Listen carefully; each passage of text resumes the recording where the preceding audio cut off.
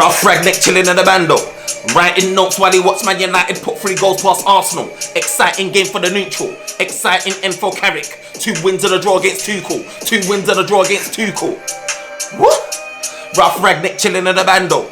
Writing notes while he watched Man United put 3 goals past Arsenal. Exciting game for the neutral. Exciting end for Carrick. 2 wins and a draw against Tuchel. 2 wins and a draw against Tuchel. What? Yo, this is the OT99 Banter Room where opinions are shared and smoke get served. Today I'm joined by NK and Edwin. Well, Edwin. And today we are going to talk about Manchester United versus Arsenal. Look, Manchester United at home. There was no other outcome but Manchester United getting a victory. According to NK anyway, it wasn't the 7-0, but you know what? We got the victory. We got it done. Carrick retired with his head held high. You get me? 2 wins, 1 draw. Do you know what? He retired a legend. So guys, look, let's get into this. Let's get into this game because I'm happy. I'm really happy. Not necessarily because we played the greatest game, but it's just we silenced Arsenal. Like, we got battered against Liverpool, battered against City. They ain't got that many fans that we got to worry about traditionally. But Arsenal is a team where their fans are everywhere. They're like little ants, but they're everywhere, all over the WhatsApp, everything. So if they got a result, it will be stress for us. It will be proper stress. So I am happy we can just silence them. Just silence them, bro.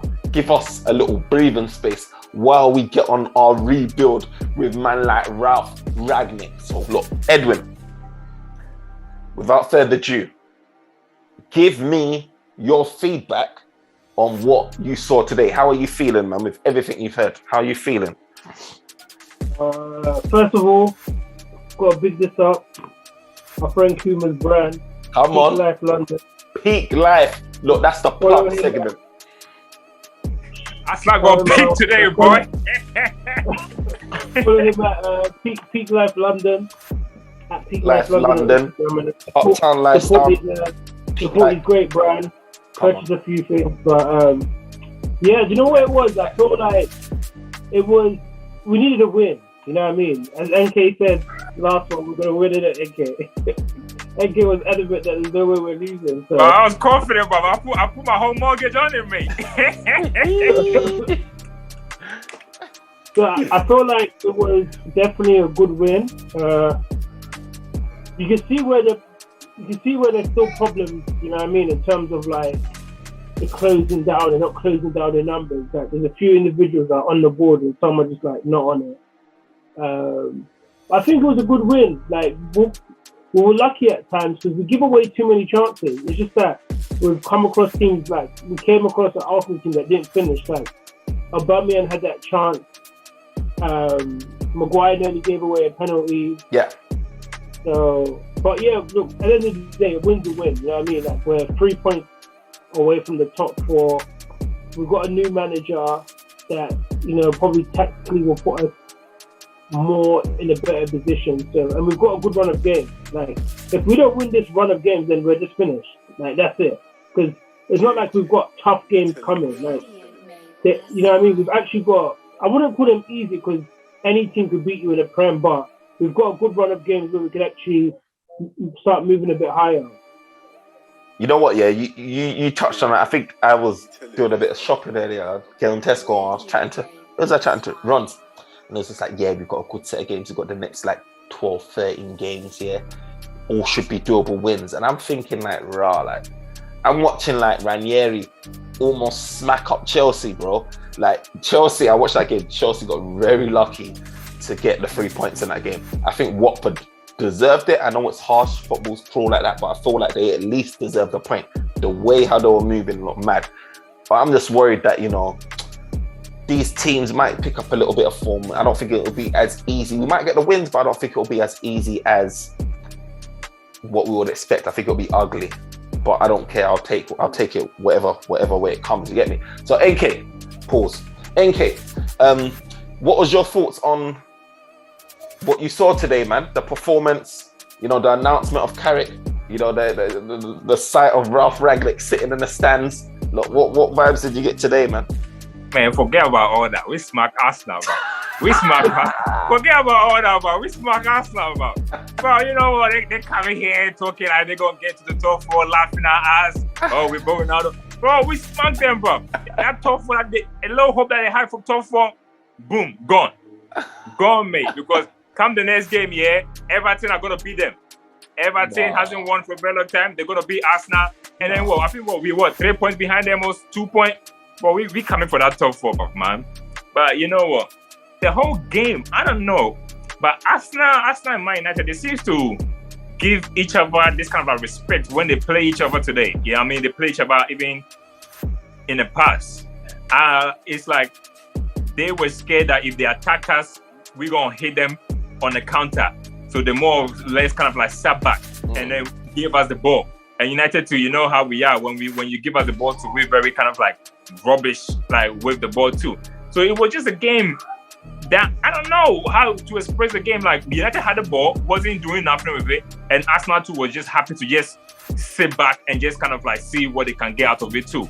And then the first goal kind of like came, which was a sharp, like I've never seen that before. The first goal, it was just kind of like a shambles, man. Like because I think De Gea went down because he got fouled by an Arsenal player. He didn't know it was his own player. That's why he went down. So he just felt like, look, someone has stepped on my foot so bad that even if it go to VAR, referee gonna see that someone fouled me. Little did he know that it was his own player.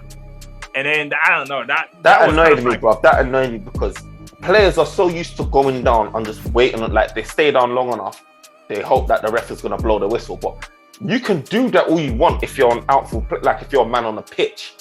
But when you're the goalkeeper, bro, like he was staying down and then he got up here.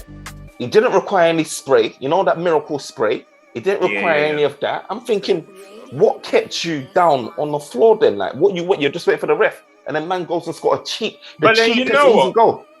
But one thing is, I blame the linesman too. Like, where was the linesman there too? Because the linesman should flag. If the linesman see the goalkeeper down, because the referee couldn't see. The linesman should just wave the flag up to say, "Hey, goalkeeper is down." Because but the ref saw. Goalkeepers get protected. Bruv, he lifted his hand. The ref lifted. He looked at that. But by the time he saw it, the shot had already been taken already. That's why he lifted it and then put it down again. Goalkeepers get protected in this game. We know that. Look, because anytime a goalkeeper is on the floor, the game naturally has to stop because goalkeepers are like it's different how when it's an outfield player, the ball has to get kicked out before they stop the game. But when a goalkeeper goes down, naturally you stop it. It's just that. I'm just surprised the last man didn't do that. But then again, it was still kind of like the goal, and that was kind of like the only chance that Arsenal kind of like got in there. But we were not really doing nothing. It was just a very frustrated game from like kind of like United kind of like point of view too. And with Carrick too, look, with Carrick you can see like the difference between Oli and Carrick. Still the same stuff. You know, this just tells you that Oli was not the only problem there. It was this Carrick as much as the other coaching staff because nothing changed. We couldn't, when we had the ball from the back, we just couldn't do nothing with it. It was just the same thing. Maguire passes to Lindelof. It goes to the left, the knock it, and then the same bullshit the whole time too. So yes, Carrick done well, unbeaten as Manchester United manager. Carrick got the well, but yeah, like so I Edwin, think that was as good as he could take us. I on the last vid that we done, and we was talking about the Chelsea game. I was just like, it was brave that Carrick dropped Ronaldo, whatever like that. It was a bold move. But I was cautious on his team selection. I was thinking, why did he choose the players that he chose? And then I looked at the injury sheet or the suspension sheet and I was just like, okay, the decisions was easy for him.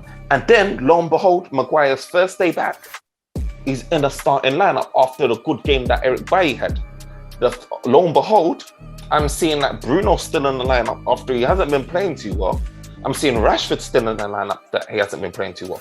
I see Dalot playing. Why? Because there's no Aaron Wan-Bissaka. Like, he's not selected, he's not available. I'm seeing Telles play because Luke Shaw's not available. Not necessarily because Carrick's sitting there and thinking, I need to take that bold, decisive decision to say, you're out, you're in, or whatever like that. And this is what I'm thinking. Like, I'm just like, I'm tired of these guys getting fluky picks of the team based off injuries or suspensions. Like, we all as fans can see certain mans need a rest, certain men need to chill, but these men keep getting consistently played through bad patches, and it doesn't encourage them to do any better, because they're gonna keep almost feeling like they're invincible, that their names on the, on the team sheet. Right. And you know what? If you saw what Carrick done today, yeah, it just shows you that Ole was influenced by his coaches more than he was actually doing himself. Like today, Sancho played on the left-hand side. I was shocked because look, everybody know if you watch Arsenal play, yeah, one of Arsenal's best players, yeah, is that their right back, that Japanese guy, bro. He is solid. That guy is very solid. As in, like, not a lot of players beat him one-on-one, bro. Not a lot of players. He's so good. We're saying that of Edwin, like he's a guy he's like a good, like 6 out of 10, and he's decent at everything. He's not like just decent at, bro. Like anytime I've watched Arsenal, yeah, he always seems to have like okay game. He like you don't beat him. He's not a guy that if one-on-one he can handle his own. And attacking is okay there too. So I was very surprised that Sancho was there and then Rashford was on the right-hand side. I just didn't know the thinking behind that at all. I just didn't know. We've been... Yeah, but that's what... Can you hear me clear right now? Yeah. I think that's what we said. It doesn't make sense here. If you look at Sancho, right, where's he been playing well at? He's been playing well on the right? Mm. And he's not been effective on the left if you look statistically. And we all know as Rashford is not good on the right, he's better on the left. So to stick him there for so long, okay, but fair enough that Rashford was on the right when he set up one of the goals and Sancho was on the left. But apart from that, they were out of the game. You know what I mean? So, and I feel like what they should have done is okay, if it looks like Sancho can't beat that left back, right, or that right back, why didn't they switch during the game? They just literally stayed on the... They could have easily switched, like every 10, 20 minutes. Okay, cool. Let's switch. Just to confuse the... Because realistically, like, the left back didn't really have that much to do because, like, Rashford likes to cut in naturally, but he can't cut in on the right.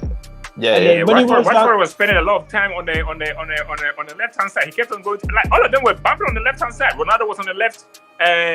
Rashford kept on going on the left. Like there was a time I saw Rashford and Sancho and Ronaldo all on the left-hand side. I'm thinking to myself, this Arsenal right back is good, So why they trying to like go to that side? Like go to the what do you call it?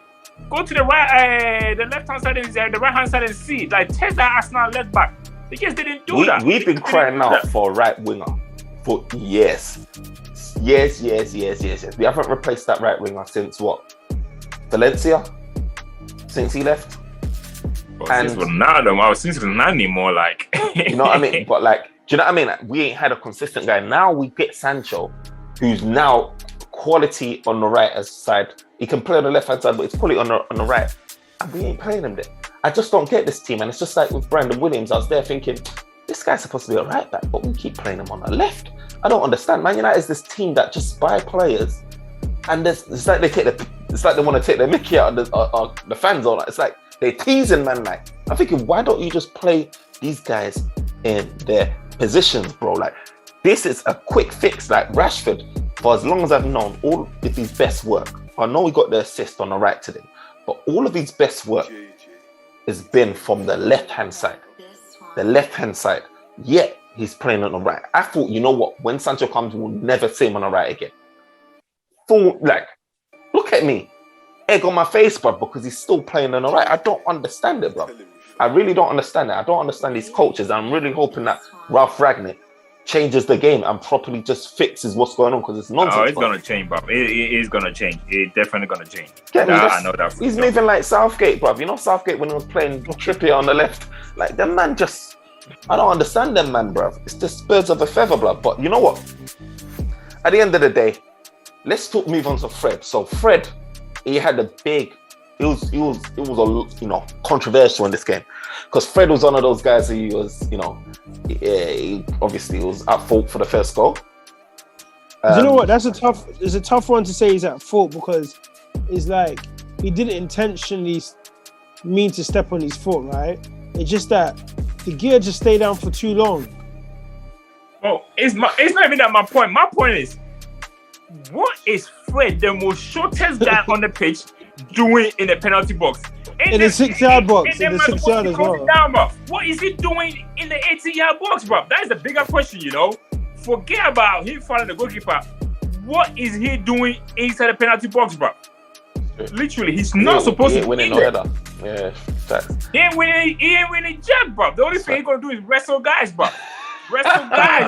Block move, but boy, he ain't winning jack, bro. Fam, it's true. To be fair, I was pretty harsh on him, to be fair, because it weren't necessarily his fault. You know what I mean? It was like, well, not less challenge, trying to go for the ball, and then he kind of took out David De Gea. But he had a really bad first half.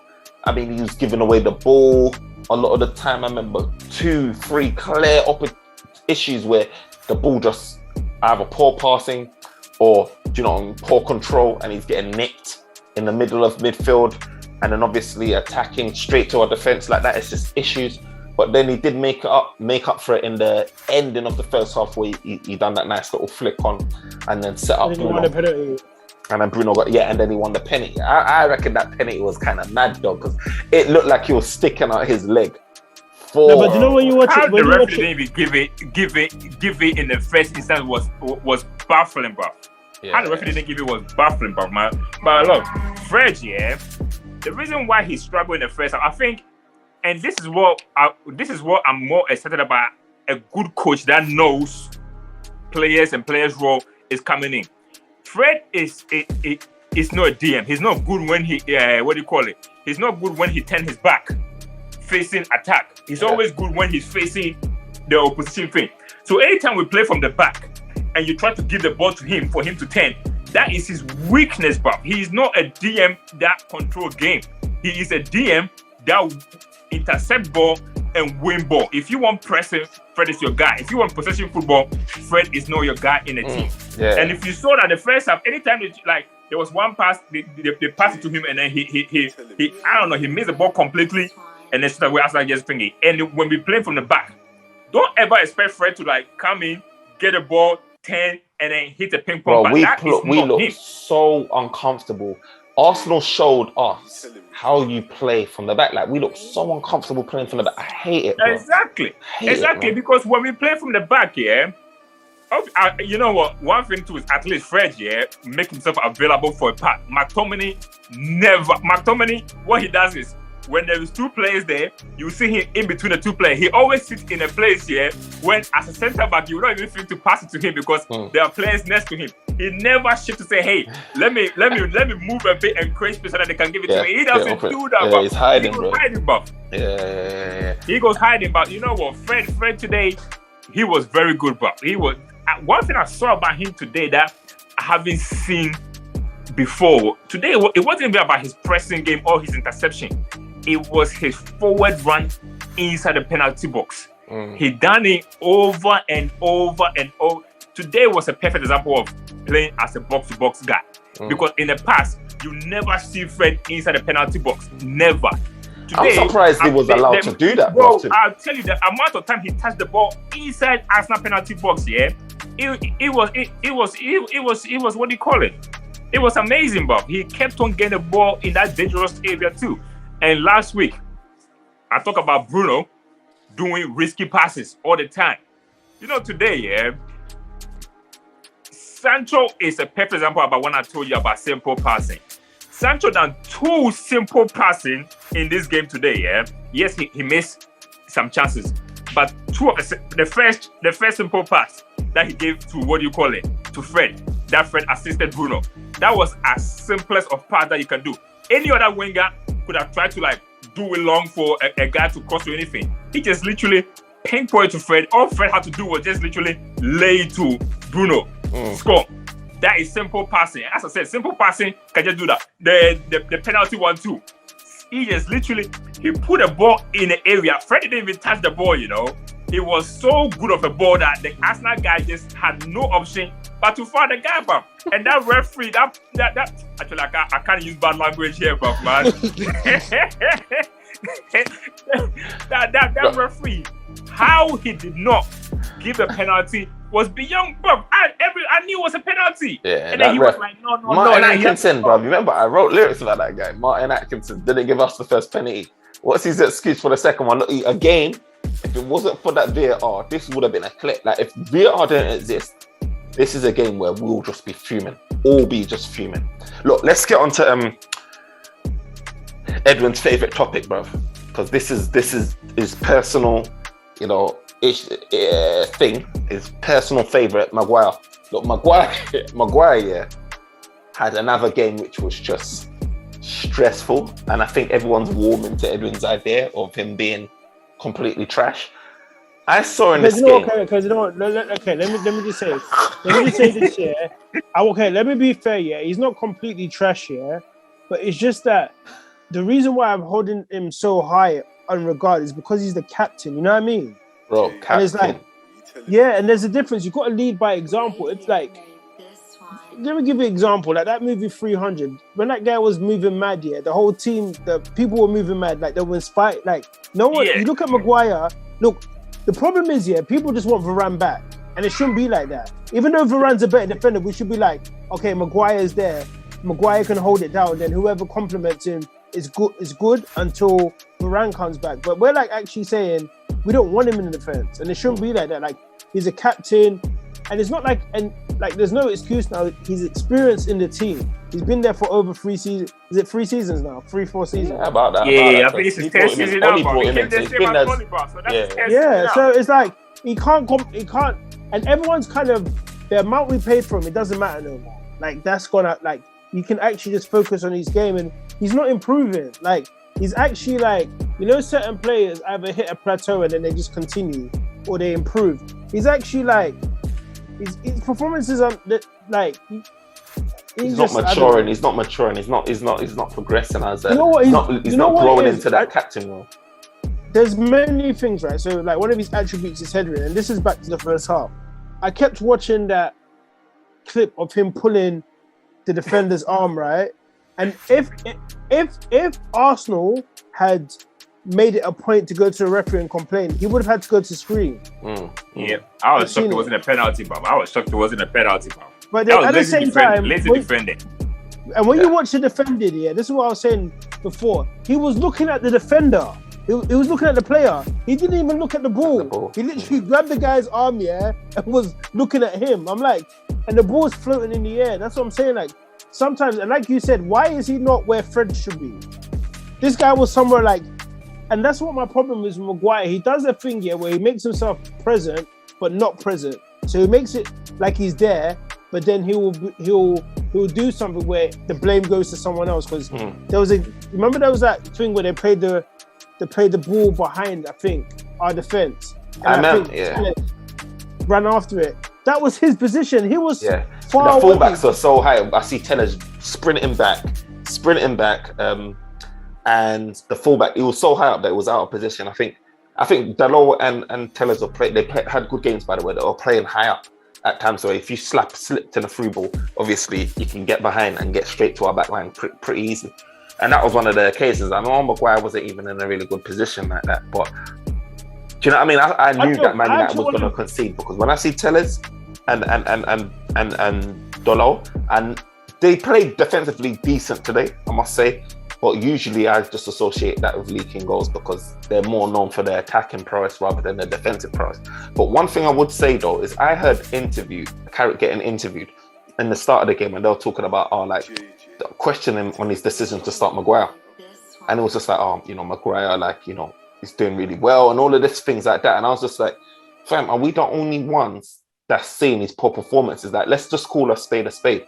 And this is what's so frustrating with Man United, and kind of in a way I'm happy that Carrick is moving on now, is because these guys always want to defend their players. Do you know what I mean? There's a certain time when you've got to defend them, protect them, and a certain time when you just got to call a spade a spade. That's why sorry to cut you off, that's why I love Tuchel. Remember when he first came and the people that were showing bad at, even Callum Hudson, remember Hudson-Odoi, he was just like, nah, he's poor. He's like showing poor attitude. He's not training properly, and he dropped him.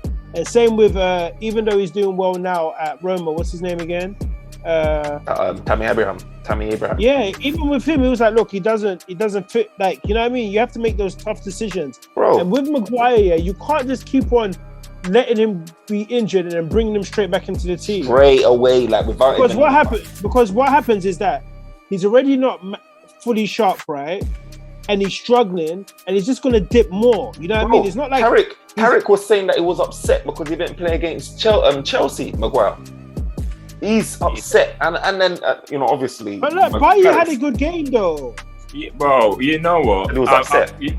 Bro, as I said to you, this is what the new Manchester United is going to be very great because, look, I said player, a minority. If you don't get into the team, I mean, how do we even? You know what? I have to give credit to Bailly because anytime he has come into the team, he had decent games. Because as a player, if I'm gonna go to training every day, train my best, and no matter what I do, I'm not gonna get into the team, straight away your standard dropped, your head kind of like go down. Because I'm thinking to myself, why should I even go kill myself in training? Because I ain't gonna get picked anyway. Because managers are supposed to pick players based on what happened on the training pitch, And if he had a good game against Chelsea, like he did, and it's not the first time that has happened too. It happened to last season too when he had a brilliant game against Chelsea, and then he got dropped, bro. Well, I know that. Yeah, and then he got dropped too. Again, like that, and then he was making last minute block, and then he got dropped against Chelsea. Him and Lindelof, they were immense, bro. They were good. They defended. They were so great. And then today, you take him out and bring Maguire inside, and he nearly cost us the game with that penalty. Like when he defend is a bit shaky. Lindelof, today too. Lindelof, I think if you take that one-on-one kind of like that, if he doesn't get himself exposed one-on-one with defenders, he's a very good guy. Today too, he played very good today too, Lindelof. Very good interception, very good and stuff like that. You can tell between him and Maguire, but if Lindelof was very good in the air and a bit of like physicality, he will be like way better than Maguire, bruv, man, because he got intelligence, bruv. Maguire just don't have like common knowledge, bruv. I see this guy in the corner line trying to defend when you don't have pace, bruv. Fam, it twist you around and then that's it, bruv, man. Look. Okay, let me tell you, Maguire, all he wants to do is pick up the ball and play diagonal ball. That's all he wants to do. He did a nice one to Figo. He did a nice one to Delo. And then Delo flicked it in. Yeah, but the thing is, at the end of the day, you can pass well, but you're a defender. Defend. I don't care. Don't be spraying the ball like your Scholes out here. You know what I mean? Or Beckham, like. The thing is, he can't. Yeah, but do you know what it is? I think like going back, like even if you leave Maguire out, it's very unfair for someone like Bailly that comes in. Okay, fair enough. Like defenders, they're like the ones or goalkeepers that if something goes wrong, it's easy to say they've done something wrong. Like obviously Bailly gave that own goal away a few games ago, but generally he brings like even though he's rash, he does bring that kind of calm, not calm in terms of like safety, but you just know that. Okay, he does. He'll make like a one. It'll give you like maybe one moment where he's nuts, but outside of that, like you're not even worried. Okay, if they play the ball behind us, Bailly's gonna run his life out to last get that ditch ball. Tackles, headers. That's the thing. Yeah, he said and it's unfair, and it's like what NK saying, bro. Like this guy's probably training well, he's playing well, and he got Maguire that's not even playing well.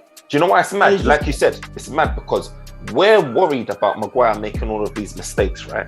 And the only excuse for Bailly not playing is because they say it's too rash.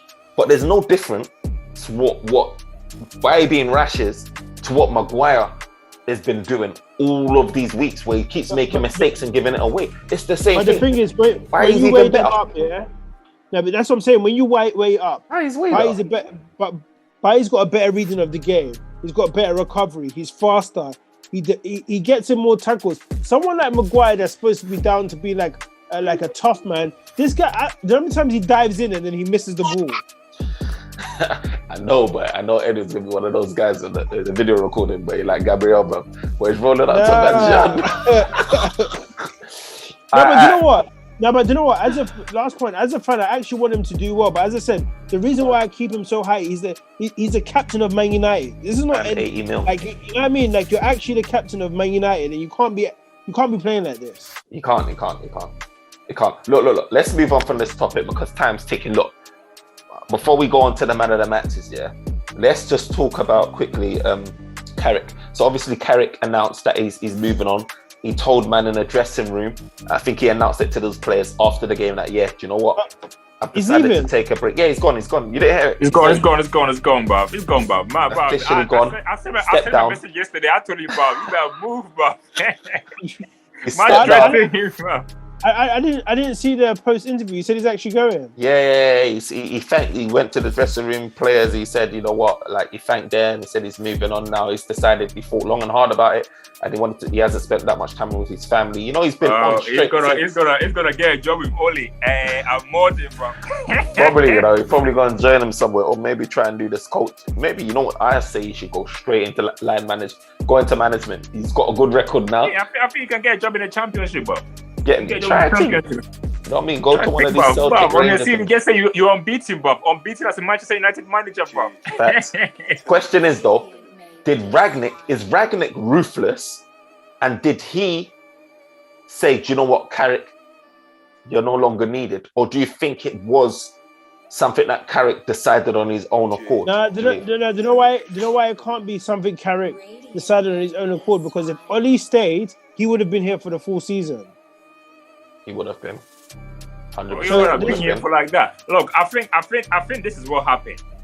I think. And he got a new 3-year contract though, didn't he? Along with the other guys. Yeah, but that's what I'm saying. I feel like they were negotiating for him. He hasn't signed it. They were negotiating for him to get it, but they haven't signed it. How about Phelan and those other guys? Did they get the extension? Nah, they haven't got it yet. None of them have got it yet too. Oh, I think they were negotiating with them.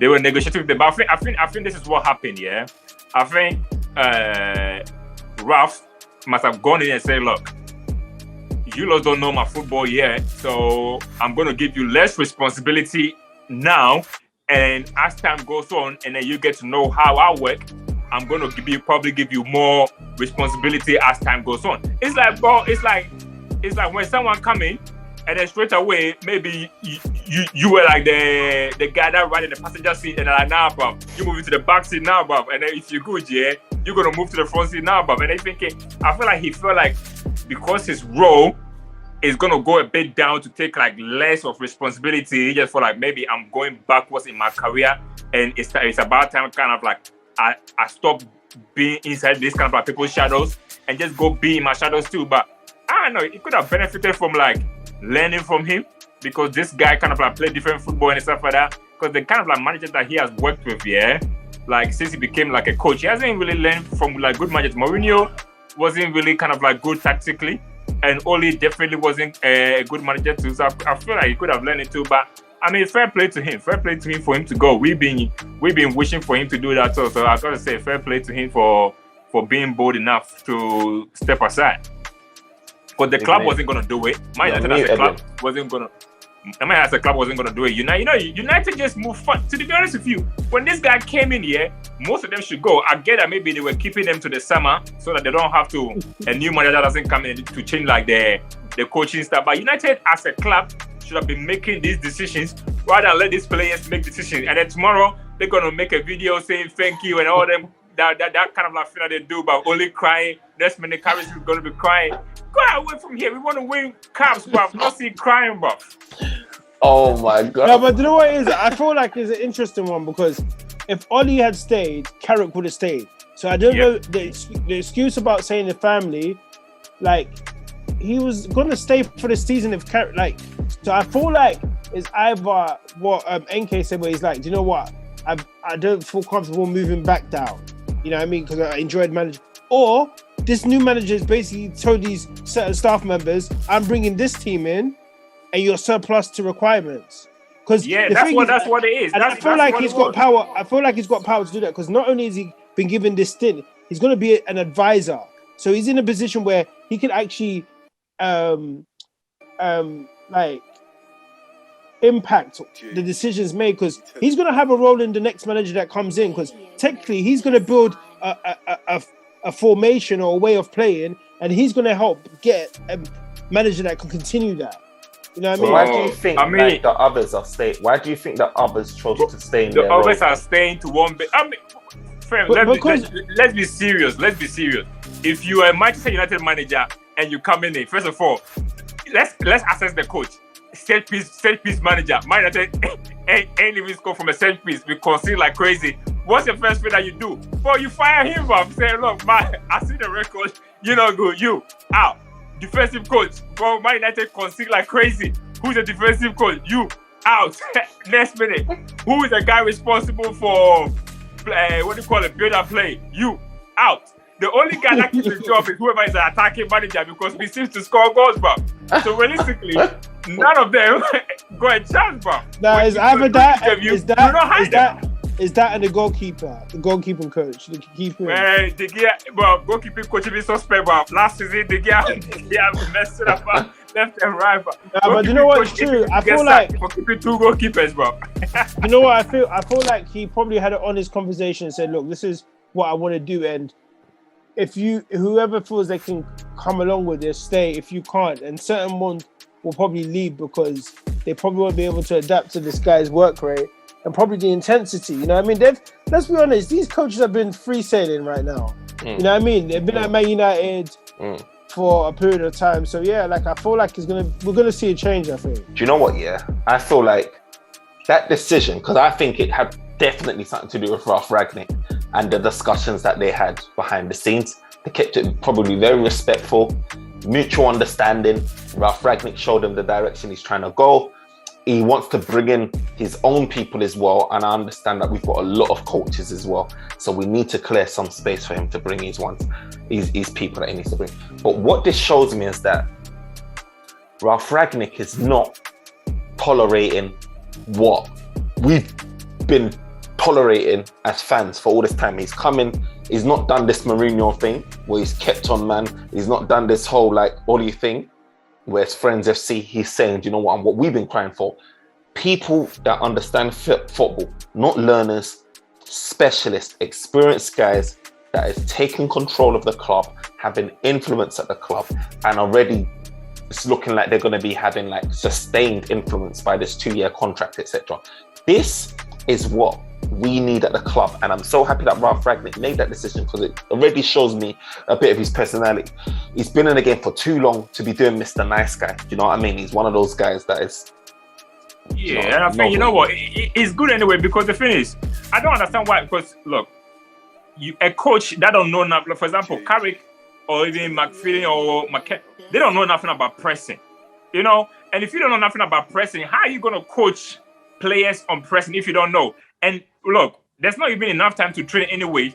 The manager is here to teach the players. He's not here to teach the coaches. So I'm not gonna teach you how I want you to coach them for you to just go on the pitch and just do that. That's double job, you know. So he needs someone that already know how to do it already. And then he said, look, this is how we're gonna practice. So just go there and just implement that. But if you tell Carrick like, hey, I want to press, well, you more likely have to teach Carrick how to press, and then he's gonna have to deliver that too.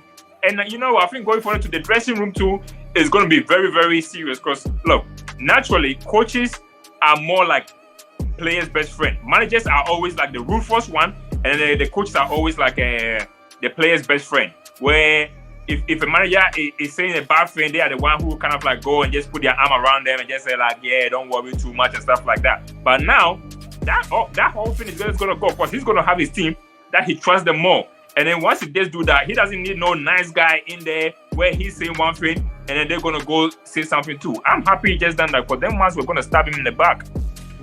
Edwin. No, it's true. I agree. I'm fully behind that decision and that rationale. So like Ralph Rangnick needs to do what he needs to do. And it's leading me on to this question before we get into the man of the match thing is Rangnick knows what job he has to do. He made that decision because he knows what job he has to do. He ain't got no time to waste. And one question I was asking myself is this. There's a bit of like disagreements between the fan base about who they want to lead the club long term. And I think a lot of the fans at the minute are being like, you know, optimistic about how is Ralph Rangnick going to perform? And if he does well, I think they'll be happy to see him at least stay on a bit longer. I don't think he will. But this is the question. What would it take for Ralph Rangnick to convince you and convince the board, not like an Ollie situation, that he's the right man? What do they need? Where do they need to finish in the season? How do they need to play? What do they need to win? What needs... Taking into consideration, you saw the Ollie seasons and what got him the job. Yeah. And what needs to be different now to convince you that he needs to stay on the job? I feel like I could be wrong, but I feel like he's 63. He probably doesn't want to. Because remember, like when we done that research about him, the reason why he stopped, he had a good season. Didn't he finish like third with that team? What? Stuff, yeah. Yeah, and then they got into champion. Like they lost in the final to I think Bayern Munich, right, for the cup. So the reason why he resigned, he signed a new contract. He was supposed to go into Milan. Except then he turned down the contract. Then he got a new contract, and then after getting a new contract, after a month, he resigned. And he said the first thing was burnout. He was tired. So I don't know if he has the capacity to run us a course of a couple more seasons. So I think in his head, if he's felt tired like that in the past, I don't know if he's got the capacity to run that. Do it now. Yeah, and there's no point just giving him an extra year because you won't. Yeah, so and risk I feel like deep down his goal is to come in, create stability, and create a style of football, and then help find a manager that can continue it. But I've been hearing that he wouldn't mind. I've been hearing that he wouldn't mind having a longer term, like a longer deal than the 6 months that he's got. I don't know how long. Okay. So then, to your other question, what does he need to do? What does he need to do?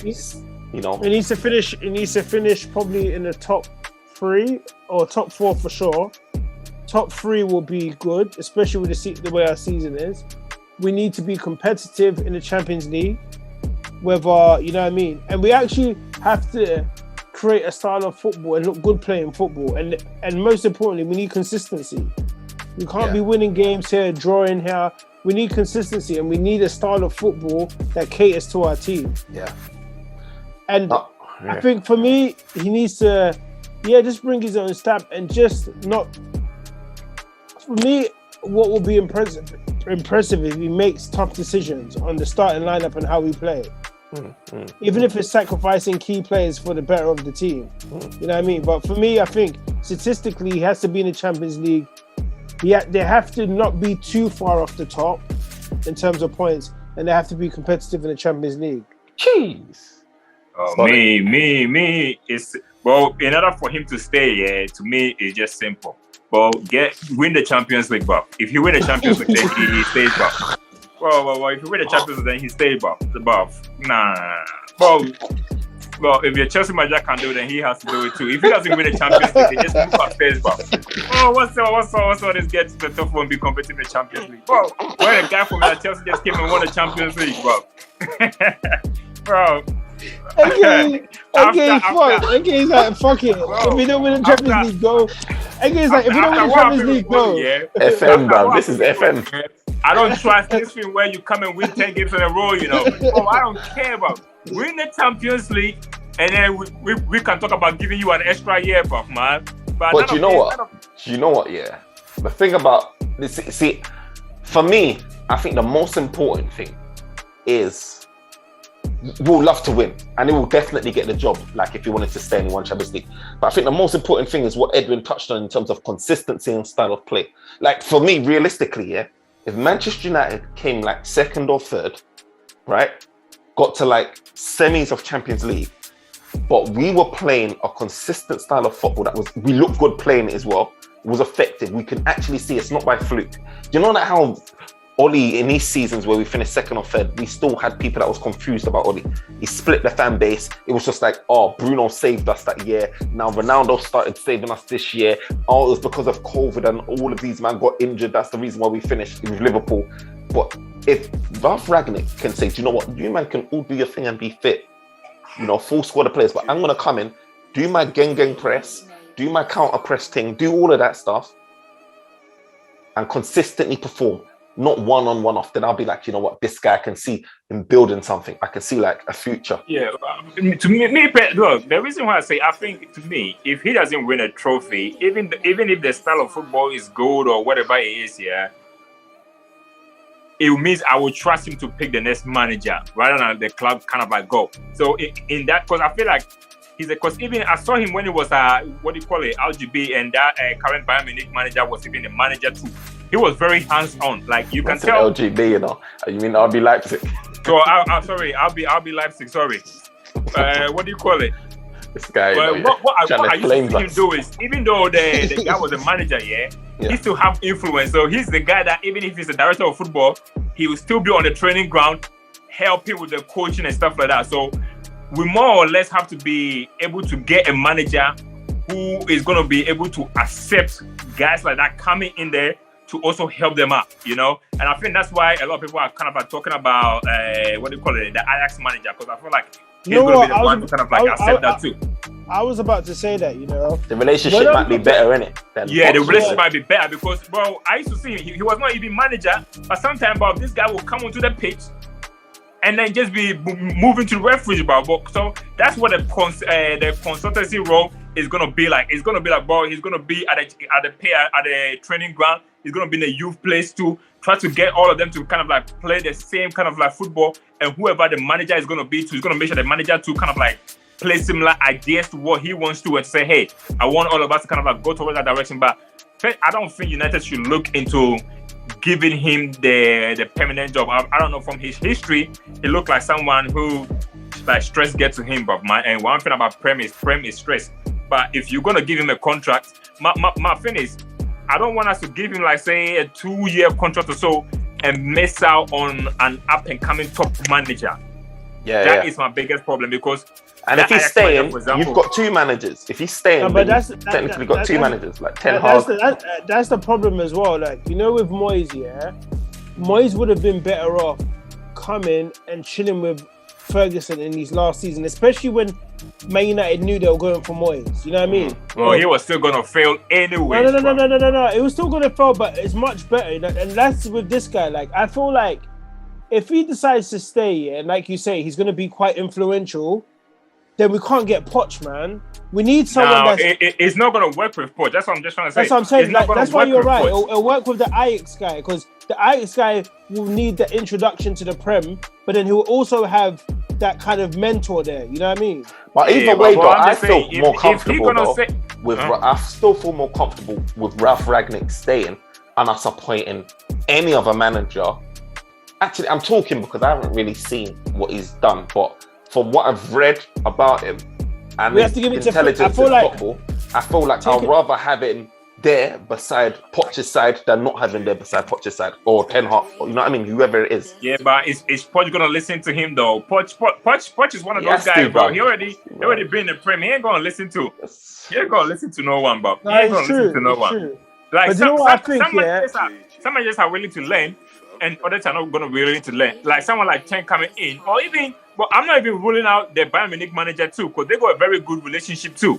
So if he don't go well with him at Bayern Munich this season, he might even look to cut, you know. So I'm not ruling a lot of managers inside. But if you look at, you know what, you made a good point here, because even if you look at Poch, that's the problem he's having with Leonardo right now. Just clashing with him, because like Leonardo is quite hands-on, you know. He'll talk about the transfer tactics. And Poch don't kind of like that. So it might be another thing where if Poch comes, he might even fall out with him. Yeah, because it's not necessarily like he's going to take over the whole first team. It's going to be more or less that he's going to say, hey, look, let's get... Because, you know, some managers go like, look, VG was the only guy when he came here. He wanted the whole first team, second team, everybody to be playing the same football too. So maybe if a new manager comes, they're going to say, look, I want you to start working towards making sure that the first team and everybody plays the same football. Because some managers just concentrate on just one part. But I don't know. It's going to be very interesting. I think the relationship between Poch or whoever manages us long term will be slightly different than how Poch's relationship is with Leonardo. Remember, you're talking about a guy that's a football man. He's considered as a football icon, right? So I feel like it will be like more, or guru should I say? I think it will be more about people going to him, wanting to seek his advice, over him enforcing his way on the next manager. I feel like people be looking at him to say, do you know what? I do my thing like this, but what do you think? I think it'll be more of an advisory thing. So I don't think it'll be issues. I got this coach. He's going to send pieces. So give this coach a chance. This video analysis is good too. Give this a chance. Or, you know, maybe after the game, he will watch the videos and just say, hey, you know what? I saw this bit, like, like do a bit of analysis to say, I saw this player just doing that, so maybe like just advisory role, I think so. and just learning something like that. So it's all about what kind of manager is going to listen to stuff like that, We need no, but you're right. We need that. Like, we need the video analysis, because I remember after that game, when like the team done shocking, they interviewed Maguire, right? And they asked Maguire, "Have you seen back the game?" He's like, "Oh no, there's people there to watch it." I was like, "What?" Well, you know what? That's what I'm talking about. Well, you need to sit down with them and then talk to them and ask Maguire, can you explain to me why you were tackling Luke Shaw, your teammate? Let's find out what he's gonna say to that, Bob. Not only sitting here playing what do you call it? Let's wrap this up. iPad, Bob. Let's wrap this up. Edwin, best perform, worst perform. I would say probably best perform. I'll probably just give it to Ronaldo for the 2 goals, yeah. But saying that, yeah, he was just doing some like this guy wanted to do overhead kicks every like. It was a bit greedy, isn't it? A bit selfish. Yeah, but who had a good game? Do I give it to Fred? I'll just give it to Ronaldo, but I would say Fred had a part of the tackle and the dodgy kind of first half. Fred had a very good second half. Yeah, he did. And worst perform? I wouldn't say worst, but Rashford was just too quiet. Partey's assist, yeah, but then it could be down to, it's hard to choose him because it's down to tactics as well. He wasn't playing in the best position.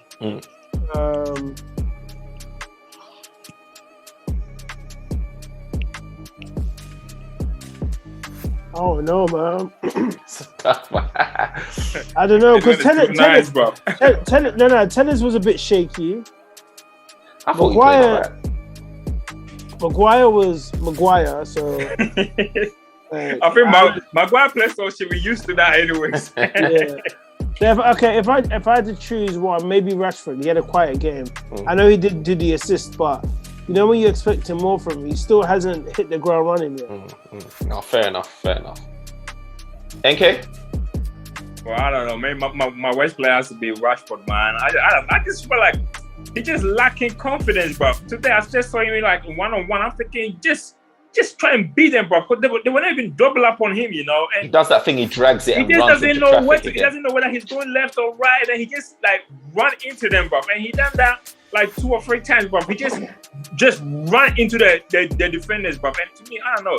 There's something, because the thing is, we know he can be better than what he is. So when I see him do that, bro, it's very frustrating, bro. It's very, very frustrating. But I'm just waiting to see what the new manager can unlock from him, because it's just like a guy that just lacking from confidence for some reason, man. So I just have to give it to him. And he started both games too. He hasn't made a case to even start the next game too. He really hasn't. And you know what? For my man of the match, yeah, there was a lot. Like Ronaldo, yes, he had a bad first half, and all this English media BS about he doesn't press. Bro, his job is to score goals, not to press, bro. If you want to press, yeah, go get that Chelsea striker that be hitting the disabled people, bro. Well, he pressed, but he don't score goals, bro. This guy's gonna get you flagged, for his comments. Bro, I'm just talking about love. No, but he's there to score goals, bro. That's what he does. But you know what? I said to Fermi, yeah, even though people have been saying that, he was doing a lot of pressing. Bro, forget pressing, bro. When you have a goal scorer like him, yeah, you make people run for him, bro. You know how them big men in Africa are rich and got like people cooking for them because they are rich, bro. Ronaldo wins you game, bro. And when this guy wins you game, you get people to do his running for him, bro. You see Ronaldo, yeah, when he ran, yeah, it was towards the end of the game, just before he got subbed. I can't believe it, yeah. He was gone, bro. Bro, he was finished. He was out. He was puffing. Bro, he ran like more than half of that pitch, yeah. And he didn't even get the ball supplied to him. He kept up. He kept up. So Sancho had the ball. Realistically, if it was done properly, Sancho should have, if he had hit the ball harder to Bruno could have like dummied it for Ronaldo, you know what I mean? But he done well though to keep up. But but anyway, people talk about that. Bro, he's a big time player, and the thing about Ronaldo is today he plays so bad, and yet he led the game with 2 goals. That's the kind of player that you need. On his off days, he still got you 2 goals. So what's this pressing and stuff like that too? Fred too, as I said today, Fred, running in the box, he was very good. Once again too, his weakness showed a bit too. But as today, him being inside the penalty box, because United always don't have our midfielders goal contribution and assist here is very poor. You take Bruno out of it here, goal contribution for them and assist here is very poor. And today, Fred kind of done that, but today, man of the match here, it has to go to Michael Carrick, bro. Michael Carrick, because you know what? He took over from Oli, under very tough circumstances. And you know what? Yes, he kept on with the boring football, but he played crucial games. Villarreal was crucial. He managed to win that game. Chelsea was a big game. He managed to get a draw. And then today too, somehow find a way to win. And then he done the best thing that we also wanted. And then he retired. If you don't give him the man of the match, I don't know what else is, bro. So he was my man of the match, my coach of the year, alongside with Oli, bro. Player of the month, goal of the month, everything, bro. Michael Carrick, bro. Carrick at the wall, yeah. Carrick at the wall. Look, Carrick at the wall, bro. Mine's similar. So mine's Ronaldo. I can't look past the 2 goals. I know he was performing a bit stoush. You know, it was a time where he should have slipped in Rashford. He took the shot on.